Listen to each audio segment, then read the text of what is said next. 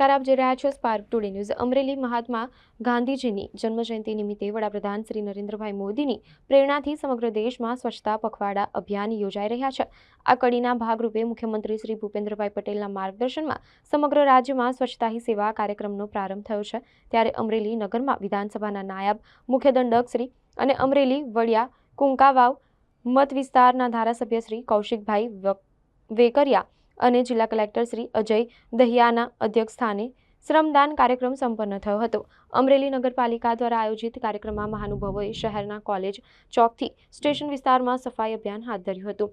સાથે જ આ કાર્યક્રમમાં નગરપાલિકાના પ્રમુખ શ્રી બિપિનભાઈ લીંબાણી, અમરેલી પ્રાંત અધિકારી શ્રી નાક્યા, અમરેલી શહેર મામલતદાર શ્રી, જિલ્લા વહીવટી તંત્ર અને નગરપાલિકાના કર્મયોગીઓ, વિદ્યાર્થીઓ અને નાગરિકો જોડાયા હતા। ખાસ કરીને દેશના યશસ્વી વડાપ્રધાન આદરણીય મોદી સાહેબને જન્મદિવસને પહેલા તો ખૂબ ખૂબ શુભકામના પાઠવું છું। જેમણે સંદેશ આપ્યો છે સ્વચ્છ ભારત મિશન અંતર્ગત દરેક પોતાના વિસ્તારમાં પોતાનું ગામ અને પોતાનું શહેર ખૂબ સ્વસ્થ રાખે એ અનુસંધાને સ્વચ્છતાનો કાર્યક્રમ અમરેલી શહેરમાં કરવામાં આવ્યો છે। અને ખાસ કરીને જિલ્લા વહીવટી તંત્રને પણ શુભેચ્છા આપું છું, અમરેલી નગરજનોને પણ શુભેચ્છા આપું છું કે આ લોકો સૌ સ્વચ્છતા અભિયાનમાં પણ જોડાણા કે ઘર સિવાય બહાર જે છે એ પણ તમારું જ છે, એને પણ સાફ રાખીએ।